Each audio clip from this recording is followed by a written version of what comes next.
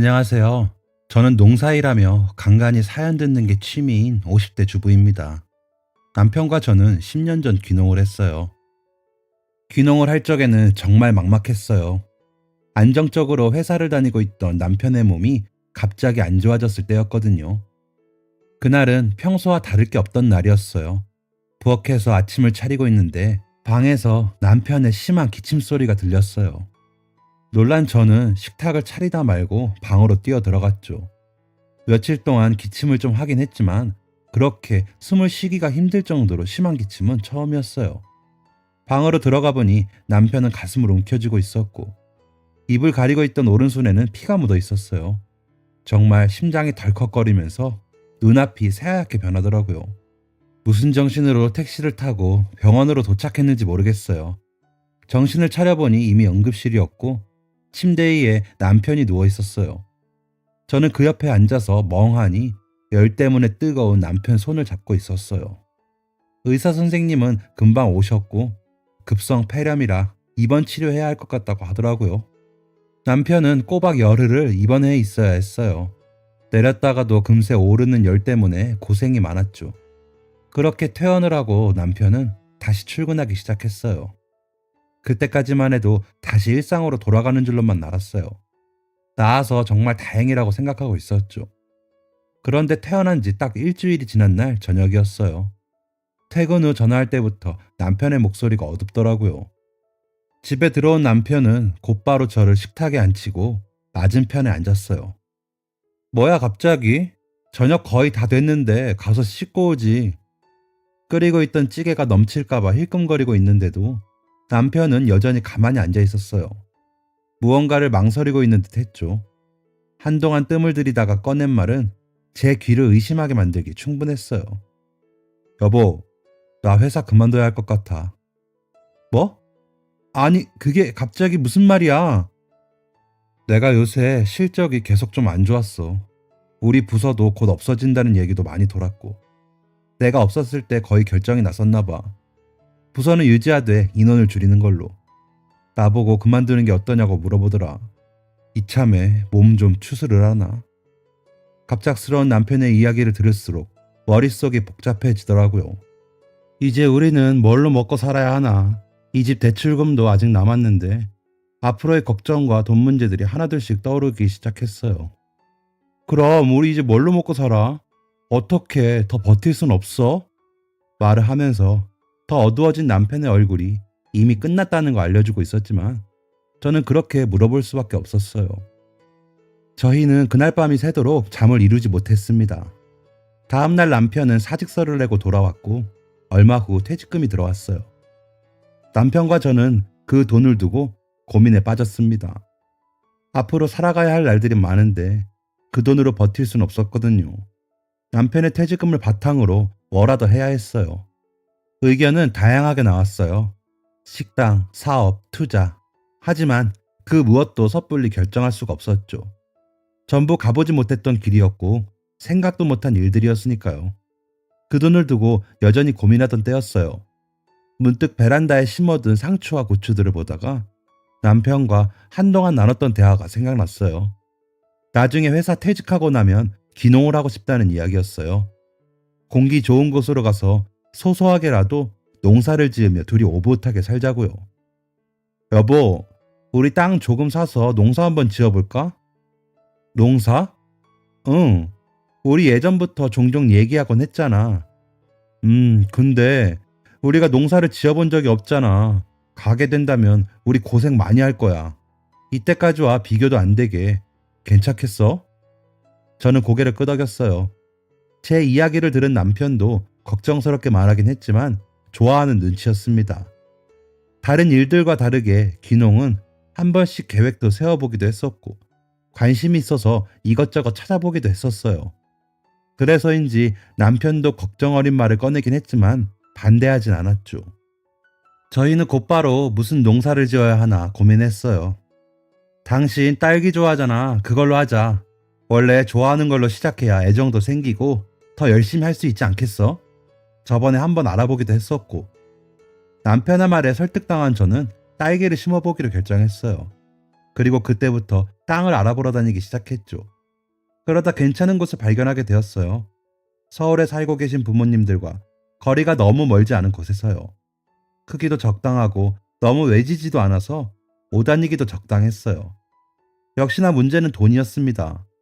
퇴직금으로는 대출금을 갚고 땅과 집을 사기에는 턱없이 부족했어요. 부모님과 상의 끝에 결국 부모님께 돈을 빌리게 되었습니다. 친정에서는 정말 감사하게도 너 결혼할 때 많이 보태준 것도 없는데 지금 이거라도 해줘야지 라고 말하며 저희를 지지해 주셨어요.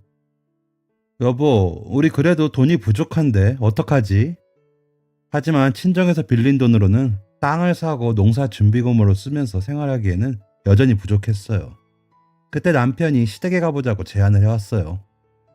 우리 어머니한테 부탁드려보자. 글쎄, 어머니가 돈을 빌려주실까? 우리 집에서 나온 후로 거의 연락도 안 하고 있잖아. 그래도 일단 가서 말을 꺼내보자. 남편의 계속된 설득에 마지못해 가보기로 했어요. 가면서도 저는 힘들 거라고 생각했죠. 다른 곳을 알아봐야 하나 생각하던 중에 시댁에 도착했어요. 제가 먼저 차에서 내려 초인종을 눌렀어요. 그리고 시어머니는 인터폰으로 제 모습을 확인하곤 문도 열어주지 않으셨어요. 수화기 너머로 타박하기만 하셨죠. 어머니, 너 뭐니? 뻔뻔하게 네가 여기 어디라고 찾아와? 너 내가 여기 발들일 생각 하지 말라고 하지 않았니? 제가 무슨 말을 하기도 전에 인터폰은 꺼졌고 문은 여전히 굳게 닫혀있는 채였어요. 차로 돌아가자 남편은 자기가 미안하다고 그러더라고요. 자신이 부족한 탓이라고요. 그냥 내가 혼자 올 걸 그랬네. 아니야, 내가 같이 오자고 그런 거잖아. 차에서 기다리고 있어. 금방 다녀올게. 멀리서 보니 남편의 얼굴을 확인한 시어머니는 무슨 일이 있었냐는 듯 웃으며 문을 열어주시더군요. 돈도 선뜻 빌려주셨어요. 그 모습을 보는데 기가 차더라고요. 당장이라도 가서 따지고 싶었지만 어쩌겠어요. 저는 어디서라도 돈을 빌려야 하는 상황이었고 주변에 돈을 빌릴 때라고는 시댁밖에 남지 않았었으니 그때는 참을 수밖에 없었어요. 시어머니가 저를 싫어하는 것도 남편과 차별하는 것도 제게만 모진말을 하는 것도 이제는 익숙해져서 그러려니 하게 되었어요. 시어머니는 처음부터 저와 남편의 결혼을 크게 반대하셨던 사람이기도 했어요. 좋은 대학을 나와 대기업을 다니는 남편과 달리 저는 별 볼 일 없는 대학을 나와 이름도 모를 작은 회사를 다니고 있다는 게 이유였죠. 사업으로 경제적으로 넉넉한 시댁보다 가난한 친정도 이유였고요. 겨우 결혼하고 나니 산 넘어 산이었어요. 그 쥐꼬리도 안 되는 월급을 받으면서 꼭 회사를 다녀야겠니? 집에서 살림이나 해라. 너보다 훨씬 더 좋은 회사 다니고 있는 네 남편 뒷바라지나 해. 결혼 전부터 시어머니가 툭하면 하던 말이었어요. 결혼 후에는 매일같이 들어야 했고 저는 돈을 벌기 위해 회사를 가는 건데도 불구하고 시어머니의 눈치가 보였죠. 부당하다고 생각했지만 저는 그 말에 반박도 못하고 회사를 그만둬야 했어요. 주변의 고민을 상담해보고 하소연할 때마다 네가 더 싹싹하게 굴어봐. 그러다 보면 너희 시어머니도 네 노력 알아주실 거야. 조금만 더 힘내. 라는 소리를 들었고 그 당시에 저는 그 말대로 제가 노력이 부족한 줄 알았거든요. 하지만 그 후로 종종 후회했어요. 그냥 회사 계속 다닐 걸 하고요. 저는 나름 제 일을 좋아하고 있었고 작은 회사치고는 월급도 복지도 좋은 편이었어요. 퇴사하고 나서 집안일을 하다 보니 어머니와 부딪히는 날들이 많아지기만 했고요. 어머 얘, 너는 여자애가 집안일 하나도 안 해봤니? 여기 먼지 좀 봐라. 좀 더 제대로 닦아야 할 거 아니니? 장 봐온 건 이게 다니? 오늘 애 몸보신 좀 시키려 했더니 이게 뭐니? 하루에도 여러 번 청소를 해야 했고 장을 봐오면 전부 일일이 검사하고 퇴짜 맞기 일쑤였어요. 제가 하지 않은 일도 한 일도 전부 구박으로 돌아왔어요. 그러다 보니 시간이 지날수록 사이는 더 안 좋아질 수밖에 없었죠. 시아버지는 그 모습을 보고도 외면하는 사람이었고 남편은 야근이 잦아서 집에 오면 바로 잠이 들었어요. 시어머니와의 관계에서 오는 스트레스는 오롯이 제 몫이 되었죠. 가끔 스트레스가 한계까지 쌓였을 때마다 남편에게 화풀이하고 짜증을 내게 되더라고요. 남편한테는 죄가 없다는 걸 알면서도요. 그러다 한번 남편을 붙잡고 얘기했어요. 자꾸만 짜증이 늘어가는 저와 이유를 모른 채 짜증을 받아주던 남편의 사이는 점점 멀어지고 있었거든요. 이대로 두면 정말 돌이킬 수 없게 되어버릴 것 같았어요. 그때 만약 남편이 제 하소연과 다름없는 이야기를 들어주지 않았더라면, 제 편이 되어주지 않았더라면 저는 남편과 갈라섰을 거예요. 그만큼 저는 더 이상 버티는 것도 힘들었어요. 한 번씩 격해지는 감정과 속마음을 꾹 참다 보면 숨을 쉬기가 힘들어질 때도 있었고, 잠을 자지 못해 뒤척이는 밤들도 점점 늘어나고 있었으니까요. 난 어머니랑 더 못 살겠어. 당신이 없을 때마다 얼마나 구박하시는지 몰라. 하루에도 장을 몇 번이나 봐야 하고 청소도 매일이 대청소야. 다른 건 어떻고?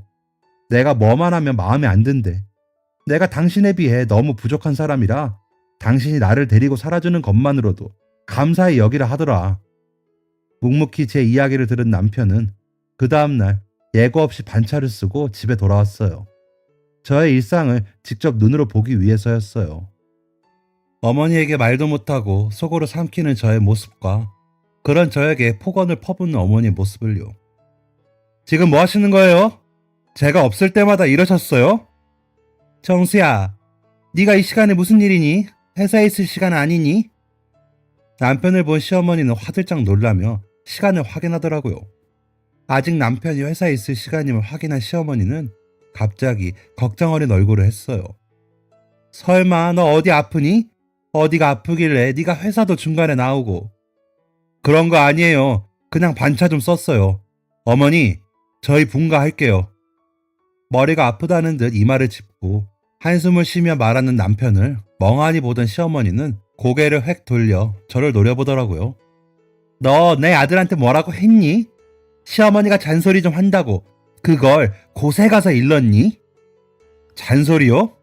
어머니, 그게 그냥 잔소리였어요? 매번 폭언을 일삼고 구박하시더니 그걸 잔소리로 포장하시는 거예요? 지금? 갑자기 신경이 날카로워져서 언성이 높아졌어요.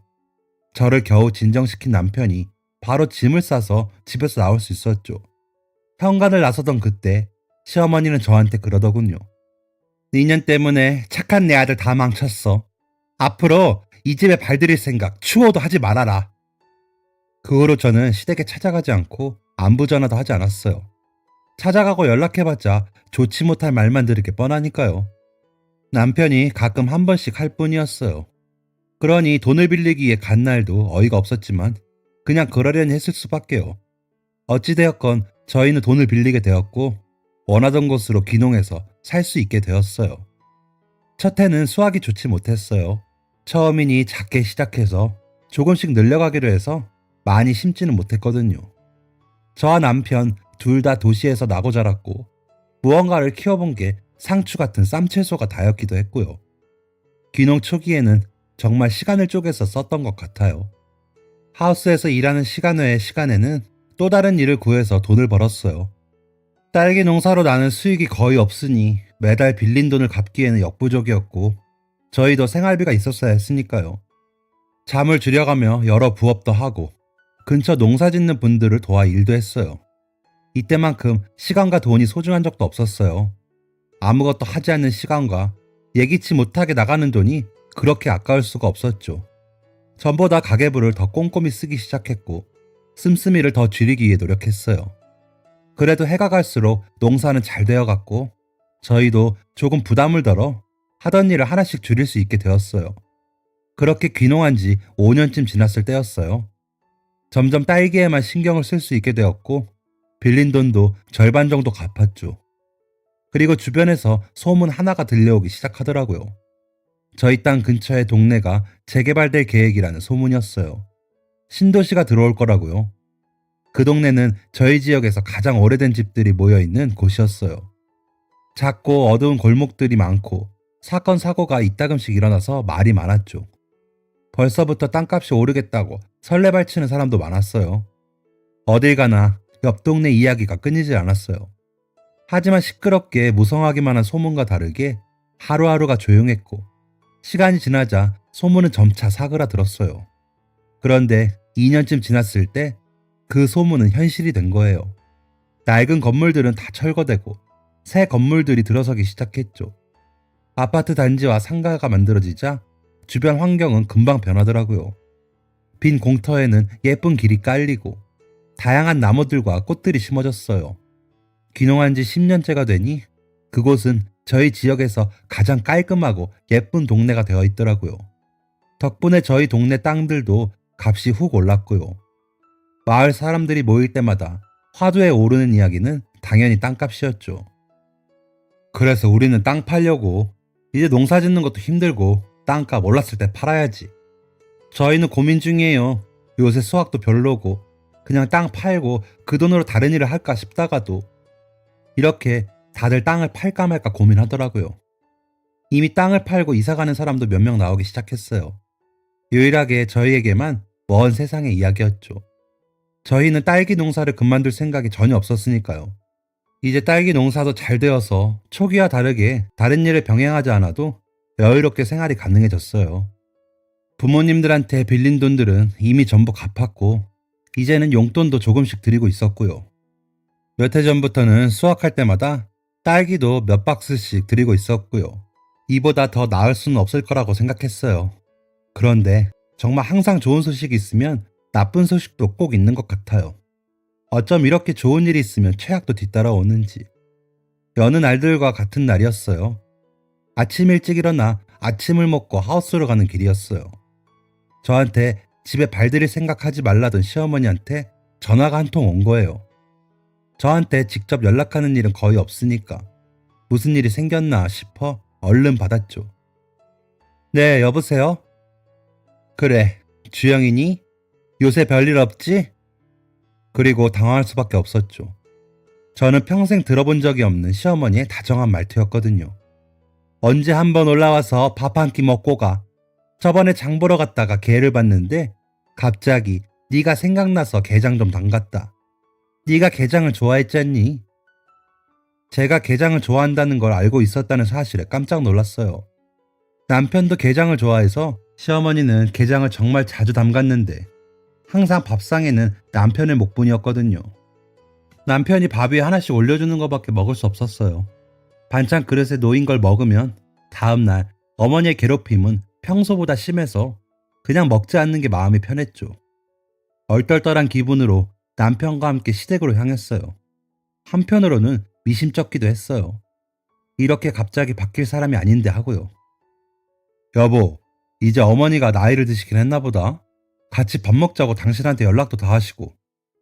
가는 내내 남편은 기분이 좋아 보였어요. 어머니가 조금 바뀐 것 같다고요. 최근에 남편에게도 한 번씩 전화해서 소소한 안부를 묻곤 했다고 했어요.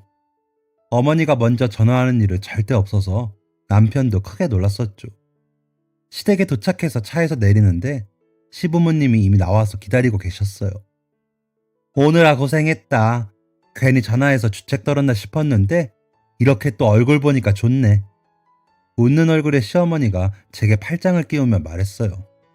이렇게 다정할 수 있는 사람이었나 싶었죠. 그런 어머니의 모습은 저녁 먹기 전까지 계속되었어요. 손에 물 묻히지 말고 가서 앉아있어. 일하다가 와서 힘들 텐데 쉬고 있어라. 제가 거들지 않은 오롯이 시어머니 혼자 차린 저녁상에 앉아있는데 그 상황이 그렇게 비현실적일 수가 없었어요. 결혼 초에는 제가 가끔 그런 순간들을 상상하곤 했었거든요. 조금은 다정해진 시어머니의 모습과 도란도란 이야기를 나누기도 하는 그런 모습을요. 밥을 한술 뜨면서 정말 시어머니가 변한 걸까 하고 긴가민가 했어요. 그런데 역시나 사람은 쉽게 변하질 않더군요. 시어머니의 속내는 얼마 못 가 드러났어요. 너희 땅은 언제 팔 거니? 네? 어머니, 그게 무슨 말씀이세요?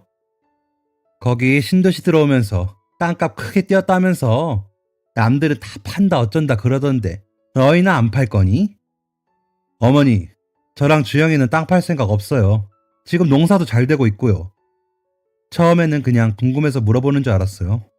다른 사람들의 입에도 자주 오르락내리락 하는 주제니까요. 그런데 남편이 안 팔 거라고 말하자마자 시어머니의 표정이 확 달라지더라고요. 웃음기가 사라지고 나니 익숙한 얼굴이 나왔어요. 입을 꼭 다물고 가자미 눈으로 바라보는 어머니의 모습이요. 그 얼굴을 마주하는데 한순간에 현실로 떨어지는 기분이었어요. 그럼 그렇지 하면서요. 하긴 그래요. 시어머니가 변할 거였다면 진즉 변했겠죠. 10년 동안 연락도 안 하고 빌린 돈만 매달 입금해왔으니까 거의 연을 끊은 상태였었죠. 그런데 갑자기 손바닥 뒤집듯이 변할 리가 있나요? 그걸 지금 안 팔면 어쩌겠다는 거니? 땅값이 언제 어떻게 떨어질 줄 알고 올랐을 때 팔아야지. 어머니, 땅을 팔아서 뭐해요? 농사도 계속 해야 하는데. 누가 다 팔라고 하니? 그 큰 땅 절반만 팔라는 소리지. 그 절반만 팔아서 반은 너희 생활하는 데 보태고 나머지 반은 우리 생활에 보태고 그러면 얼마나 좋니? 너네 내가 돈 안 빌려줬으면 애초에 그 땅을 사지도 못했을 거고 그러니 내가 이런 거 바래도 되는 거 아니니? 말을 하는 시어머니의 표정은 점점 다시 다정해지고 말투도 다시 사근사근하게 변하는데 온몸에 소름이 돋았어요. 결국 원하는 건 돈이었던 거죠. 상황 자체가 돈을 달라는 말을 하기 위해 꾸며진 거라는 게. 그게 무슨 말씀이세요? 그 돈을 저번에 다 갚았어요. 전부 갚고 나서 이자처럼 용돈도 계속 드리고 있는 거잖아요. 매년 딸기도 보내드리고 있고요. 무슨 말도 안 되는 소리 하세요? 그런 법이 세상에 어디 있어요? 저도 처음에는 차분히 대화할 생각이었어요.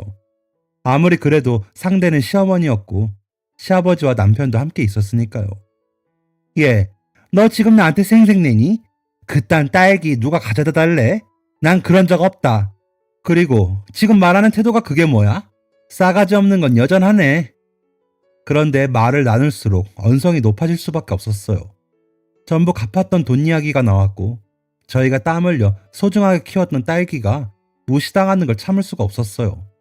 정말 더 화가 났던 건 같이 식탁에 앉아있는 시아버지는 시어머니한테 한마디도 하지 않는다는 거였어요.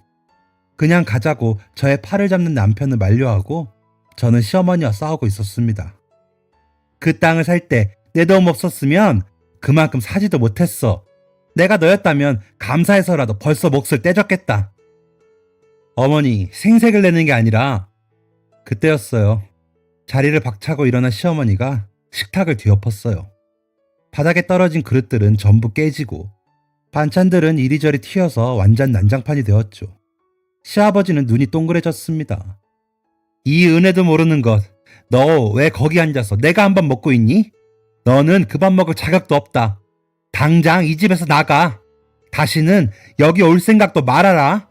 이래서 검은 머리 짐승은 집에 들이는 거 아니라더니. 상을 뒤엎고 팔짱을 끼고 서서 혀를 차는 모습을 보는데 머리가 멍해졌어요. 어떻게 이럴 수가 있나요? 저희는 시댁에 빌린 돈을 전부 갚았고 다 갚은 후에는 시어머니와 시아버지 한 분당 20만 원씩 드리고 있었어요. 딸기 한 박스로는 부족하다고 말하셔서 친정에는 말도 못하고 시댁에만 매년 2박스에서 3박스씩 드리고 있었는데 그것마저 부족하다며 땅까지 팔라는 건 말이 안 되지 않나요? 그것도 저희를 설득하는 게 아니라 무작정 화를 내고 상을 뒤엎다니요. 이런 행패가 어디 있나요?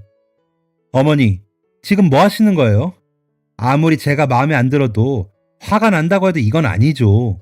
제가 아닌 다른 사람이랑 이렇게 언성을 높이게 되면 그때도 이렇게 상을 엎으실 건가요?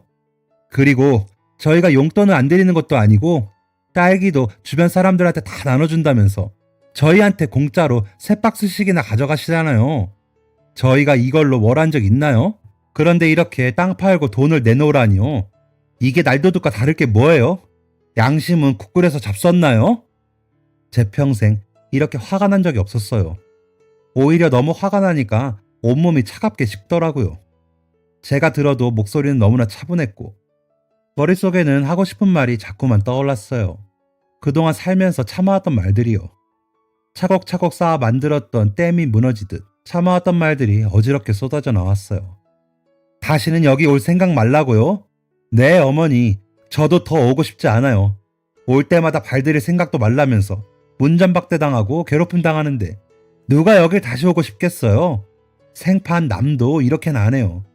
이렇게 남보다도 못한 대접 받을 바에야 제가 연을 끊는 게 낫겠네요. 다시 오라고 해도 절대 안 올 거니까. 그런 줄 아세요?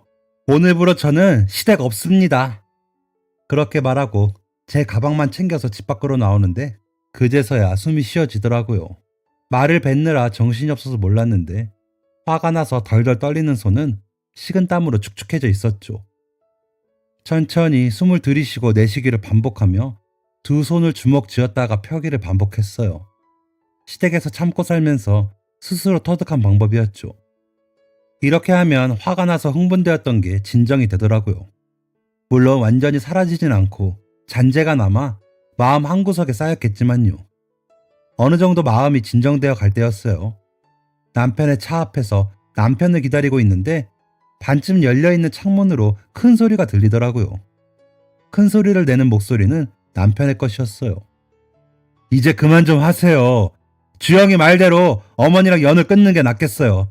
아들인 저한테도 이러시는데 주영이한테는 얼마나 더 심하게 하셨겠어요? 이제 더 연락하지 마시고 그냥 어머니한테 저는 없는 사람이라고 생각하면서 사세요. 현관문을 세게 닫은 남편이 곧장 차로 걸어오더니 말없이 저부터 차에 태우더라고요. 차가 출발할 때 보니 남편을 따라 뛰쳐나온 시어머니가 뭐라고 소리치면서 서 있었어요.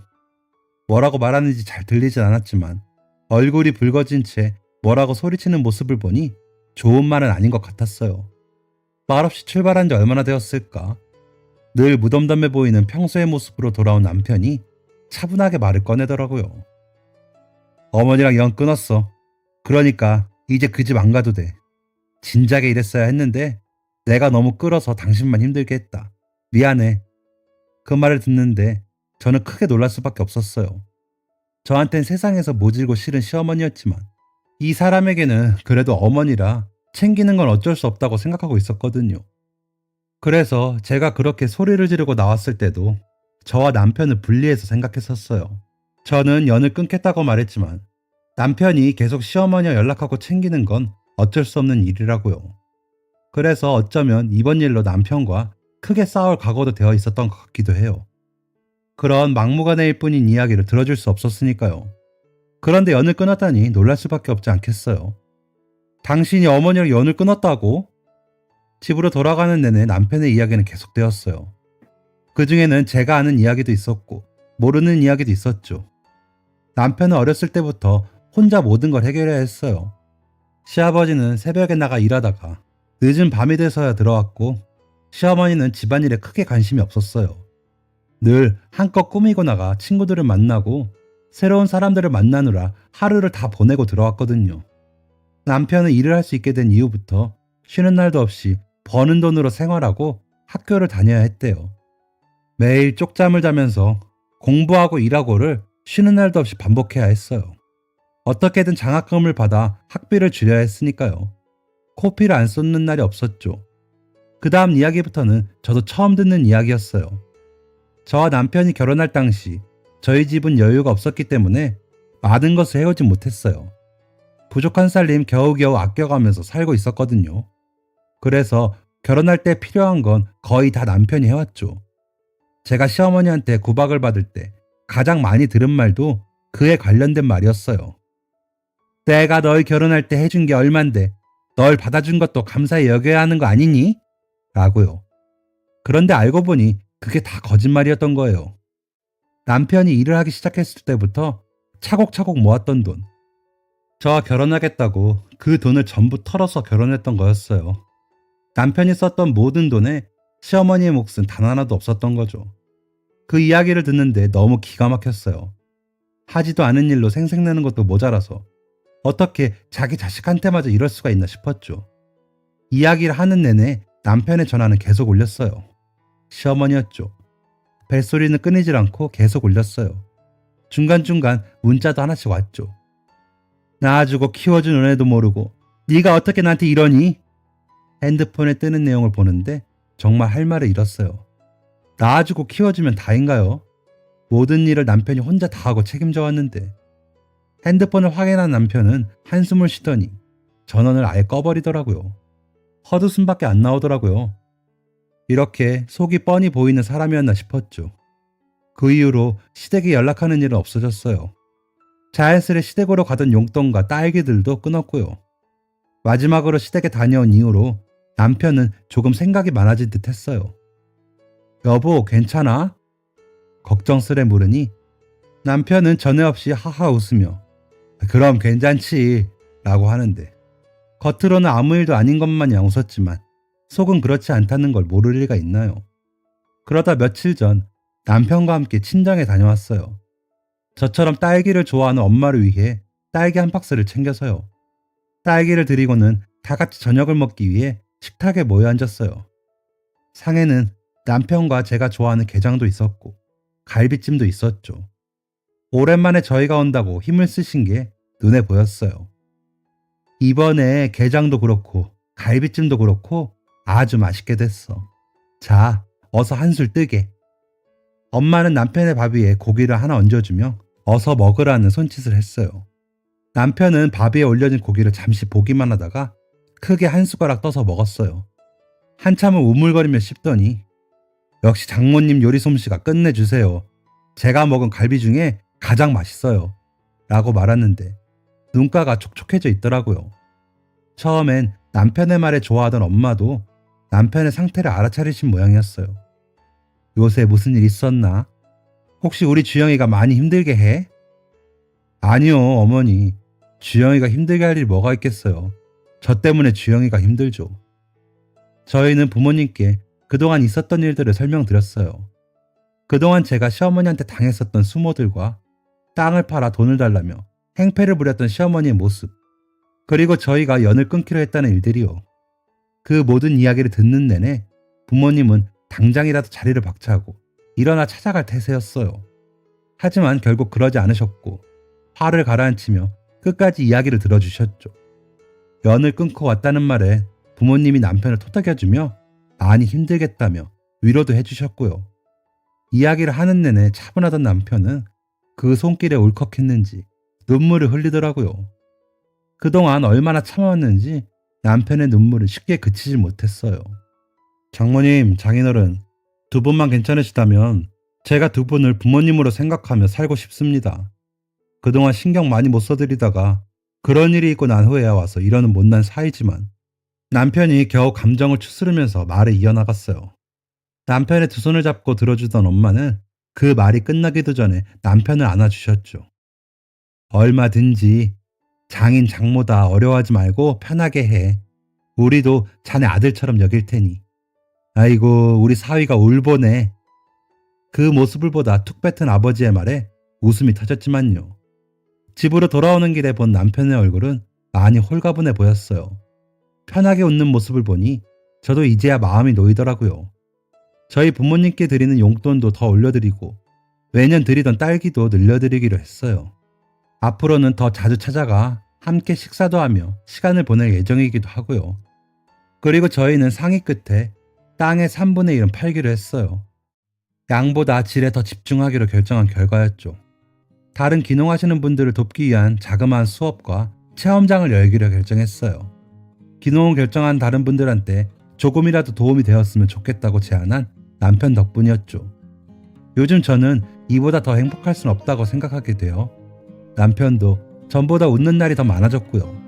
어쩌면 그동안 힘들었던 모든 일들은 지금을 위한 고난이 아니었나 싶어요.